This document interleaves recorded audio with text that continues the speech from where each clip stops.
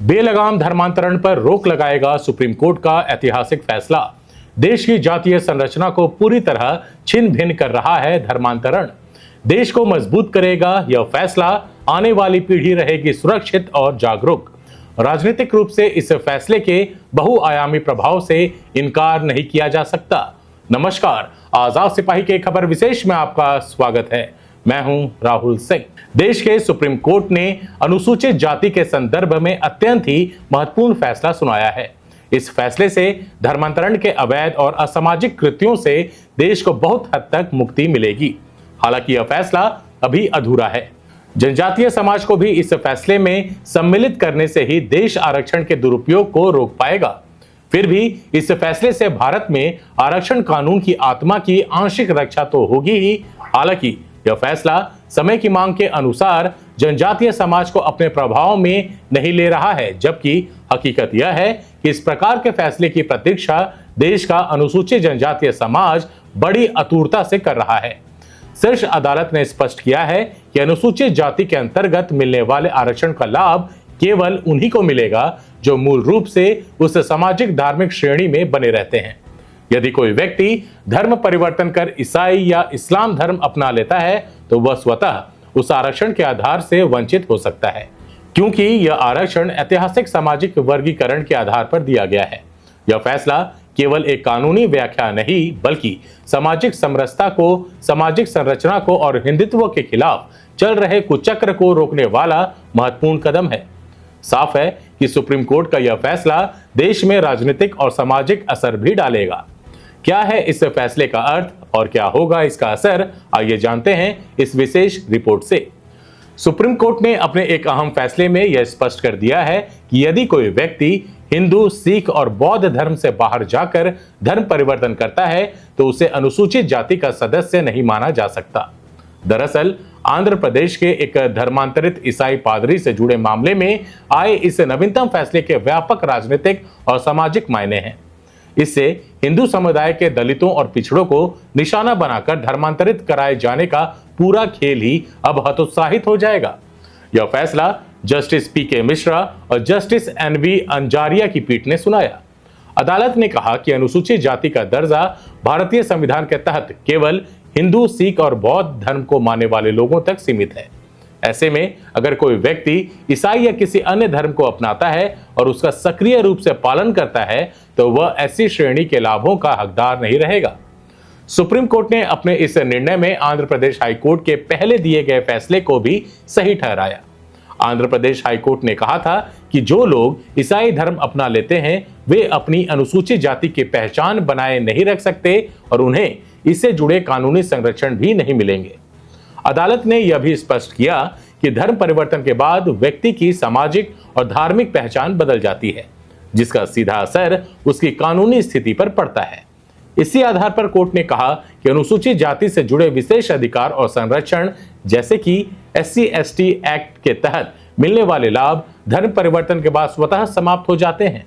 यह फैसला उन मामलों में महत्वपूर्ण माना जा रहा है जहां धर्म परिवर्तन के बाद भी अनुसूचित जाति के अधिकारों का दावा किया जा रहा है। सुप्रीम कोर्ट के इस निर्णय से अब इस विषय पर कानूनी स्थिति और अधिक स्पष्ट हो गई है, जिससे भविष्य में ऐसे मामलों में मार्गदर्शन मिलेगा। फैसले के राजनीतिक मायने। इस फैसले के अहम राजनीतिक मायने हैं। यह फैसला धर्मांतरण पर आधारित आरक्षण दावों को रोक सकता है, जो दक्षिणपंथी दलों के लिए समर्थन बढ़ाएगा। वहीं अल्पसंख्यक आरक्षण बहस को प्रभावित कर चुनावी राजनीति में हिंदू एकता पर जोर देगा। राज्य सरकारें ओबीसी SC सूचियों की समीक्षा के दबाव में आ सकती हैं। वहीं इस फैसले के बाद धर्म परिवर्तन और आरक्षण से जुड़े बहस जोर पकड़ सकती है। चूंकि सुप्रीम कोर्ट ने संविधान के आलोक में फैसला दिया है, लेकिन कुछ मसले ऐसे होते हैं जहां कानून और जमीनी हकीकत आमने सामने आ जाते हैं। भारत में जाति एक सच्चाई है जिसे नहीं बदला जा सकता, लेकिन इससे जुड़ी बुराइयों को खत्म करने की तमाम कोशिश होनी चाहिए, जो राजनीतिक और न्यायिक अदूरदर्शिता वश नहीं हो पा रही है और तरह तरह के संवैधानिक विवाद जन्म ले रहे हैं, जिससे राष्ट्रीय हितों को लगातार धक्का लग रहा है। फैसले का राजनीतिक असर। अब सवाल यह है कि इस फैसले का राजनीतिक असर क्या हो सकता है। इस सवाल का जवाब बहुआयामी है। सबसे पहले इस फैसले से सत्तारूढ़ भाजपा को वैचारिक मजबूती मिलती दिखाई देती है। भाजपा लंबे समय से धर्मांतरण विरोध को अपने सांस्कृतिक राष्ट्रवाद के एजेंडों का हिस्सा बनाती रही है। सुप्रीम कोर्ट की टिप्पणी के बाद पार्टी यह दावा करने की स्थिति में है कि उसकी चिंताओं को अब न्यायपालिका ने भी मान्यता दी है। इससे न केवल उसके समर्थकों में संदेश जाता है कि सरकार सही दिशा में है, बल्कि यह मुद्दा चुनावी मंचों पर और अधिक मजबूती से उठाया जा सकता है। इसके विपरीत विपक्षी दलों, विशेषकर कांग्रेस के सामने एक जटिल स्थिति उत्पन्न हो गई है। कांग्रेस और अन्य विपक्षी दल परंपरागत रूप से धार्मिक स्वतंत्रता और अल्पसंख्यक अधिकारों के पक्षधर रहे हैं, लेकिन जब सुप्रीम कोर्ट जैसे संस्थान जबरन धर्मांतरण पर चिंता व्यक्त करते हैं तो विपक्ष के लिए इस मुद्दे पर खुलकर विरोध करना आसान नहीं रह जाता। परिणाम स्वरूप उनका रुख कई बार अस्पष्ट और रचनात्मक नजर आता है, जो राजनीतिक रूप से नुकसानदेह हो सकता है। क्षेत्रीय राजनीति पर भी होगा असर। धर्मांतरण का मुद्दा क्षेत्रीय राजनीति को भी गहराई से प्रभावित करता है। झारखंड, उड़ीसा, छत्तीसगढ़, यूपी, बिहार और दक्षिण और पूर्वोत्तर के कई राज्यों में आदिवासी समुदायों के बीच धर्मांतरण एक संवेदनशील विषय रहा है। इन क्षेत्रों में सक्रिय दलों जैसे झामुमो को स्थानीय सामाजिक वास्तविकताओं और राष्ट्रीय राजनीतिक दबावों के बीच संतुलन बनाना पड़ता है। एक ओर उन्हें आदिवासी पहचान और परंपराओं की रक्षा करनी होती है, तो दूसरी ओर धार्मिक स्वतंत्रता के संवैधानिक अधिकारों का सम्मान भी करना होता है। इस फैसले का एक महत्वपूर्ण प्रभाव यह है कि यह पहचान की राजनीति को और तेज कर सकता है। धर्मांतरण का मुद्दा सीधे सीधे धार्मिक और सांस्कृतिक पहचान से जुड़ा हुआ है। जब न्यायपालिका इस पर टिप्पणी करती है तो यह बहस और गहरी हो जाती है कि व्यक्ति की स्वतंत्रता और समुदाय की सांस्कृतिक सुरक्षा के बीच सीमा कहां खींची जाए। राजनीतिक दल इस बहस को अपने अपने तरीके से प्रस्तुत करेंगे, जिससे समाज में वैचारिक ध्रुवीकरण बढ़ने की संभावना है। इसके अलावा इस फैसले के बाद कई राज्यों में पहले से लागू धर्म स्वतंत्रता कानूनों को और सख्ती से लागू करने की मांग तेज हो सकती है। प्रशासनिक स्तर पर निगरानी बढ़ेगी और गैर सरकारी संगठनों तथा मिशनरी गतिविधियों पर अधिक ध्यान दिया जाएगा। यह स्थिति एक ओर कानून व्यवस्थाओं को मजबूत कर सकती है, लेकिन दूसरी ओर नागरिक स्वतंत्रताओं पर अंकुश के आरोप भी सामने आ सकते हैं। ऐसे में राजनीतिक दलों के लिए यह एक संवेदनशील संतुलन का विषय बन जाएगा। चुनावी दृष्टिकोण से देखा जाए तो धर्मांतरण का मुद्दा आने वाले समय में एक प्रमुख एजेंडा बन सकता है। भाजपा इसे सांस्कृतिक अस्मिता और राष्ट्रीय पहचान के प्रश्न के रूप में प्रस्तुत कर सकती है, जबकि विपक्ष इसे व्यक्तिगत स्वतंत्रता और संवैधानिक अधिकारों के संदर्भ में उठाने की कोशिश करेगा। इस प्रकार यह मुद्दा न केवल वैचारिक बहस को प्रभावित करेगा, बल्कि वोट बैंक की राजनीति को भी पुनः परिभाषित कर सकता है। फैसले का सामाजिक प्रभाव। जहां तक इस फैसले के सामाजिक प्रभाव की बात है, तो धर्म परिवर्तन के बाद एससी ओबीसी का लाभ न मिलने से सामाजिक न्याय की नीति मजबूत होगी, लेकिन धार्मिक रूपांतरण रोकने या जातिगत अस्मिता पर बहस तेज हो सकती है। चूंकि दलित समुदायों में हिंदू, सिख, बौद्ध रहने का दबाव बढ़ेगा, जबकि ईसाई मुस्लिम समुदायों में असंतोष उत्पन्न हो सकता है। फिर भी कुल मिलाकर देखा जाए तो यह आरक्षण को ऐतिहासिक अन्याय सुधार तक सीमित रखने की दिशा में उठाया गया निर्णायक कदम है। इस पर मौजूदा मोदी सरकार के वैचारिक असर से भी इनकार नहीं किया जा सकता, क्योंकि यह सरकार दलित, ओबीसी, हिंदुओं की एकजुटता और समग्र उत्थान के लिए प्रतिबद्ध है। हालांकि देश में जाति से जुड़ा सवाल बहुत टेढ़ा और जटिल है, क्योंकि सामाजिक स्तर पर हमेशा से यह बहस का विषय रहा है कि क्या धर्म बदलने भर से जातिगत भेदभाव खत्म हो जाता है। गाहे बगाहे ऐसे मामले सामने आते रहे हैं, जिनमें दलित या ओबीसी समुदाय के लोगों को दूसरा धर्म अपनाने के बाद भी भेदभाव का सामना करना पड़ता है।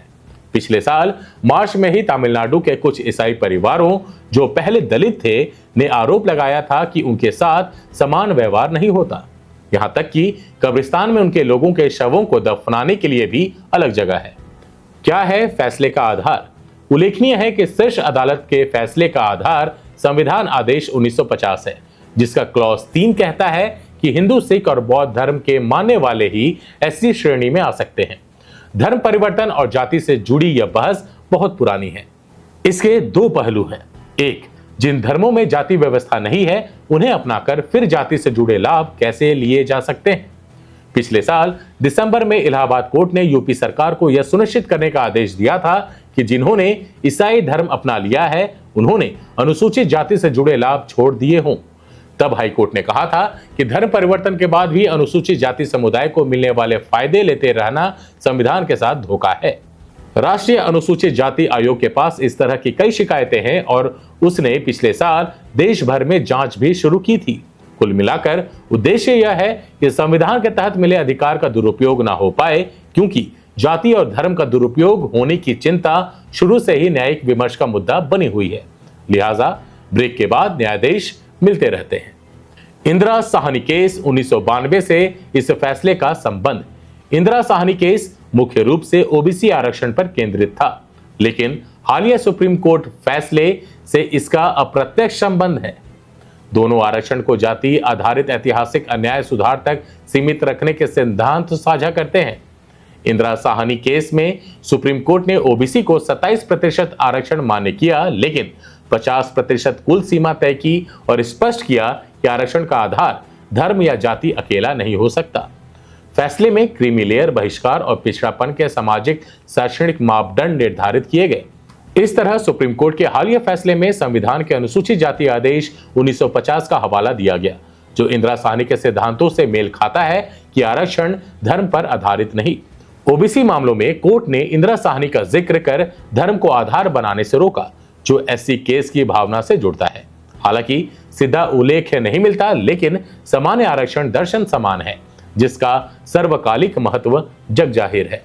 इस पूरे विमर्श में यह ध्यान रखना आवश्यक है कि न्यायपालिका का उद्देश्य किसी राजनीतिक एजेंडे को बढ़ावा देना नहीं, बल्कि संविधान की रक्षा करना है। सुप्रीम कोर्ट ने केवल यह स्पष्ट किया है कि धार्मिक स्वतंत्रता का अधिकार पूर्ण नहीं है और इसे सार्वजनिक व्यवस्था, नैतिकता और स्वास्थ्य के दायरे में रहकर ही प्रयोग किया जा सकता है। लेकिन राजनीति की प्रकृति ऐसी है कि वह हर मुद्दे को अपने हितों के अनुसार ढालने की कोशिश करती है। अंततः धर्मांतरण पर सुप्रीम कोर्ट के फैसले का राजनीतिक असर बहुआयामी है। यह सत्तारूढ़ दल को वैचारिक बल देता है, विपक्ष को नई रणनीति बनाने पर मजबूर करता है और क्षेत्रीय दलों के लिए संतुलन की चुनौती खड़ी करता है। साथ ही यह समाज में पहचान, अधिकार और कर्तव्य के बीच चल रही बहस को और तीखा करता है। जरूरत इस बात की है कि इस संवेदनशील मुद्दे को राजनीतिक लाभ हानि के चश्मे से देखने के बजाय संवैधानिक मूल्यों और सामाजिक सद्भाव के दृष्टिकोण से समझा जाए। यदि राजनीति इस दिशा में संतुलन बनाए रखने में सफल होती है तो यह फैसला देश के लोकतंत्र को मजबूत करेगा, अन्यथा यह विभाजन और अविश्वास को और गहरा कर सकता है। आज के इस विशेष अंक में बस इतना ही। देश विदेश की और भी अधिक जानकारी के लिए आप पढ़ते रहिए अपना लोकप्रिय दैनिक अखबार आजाद सिपाही। और हाँ, आप हमारे इस YouTube चैनल को जरूर सब्सक्राइब करें। धन्यवाद।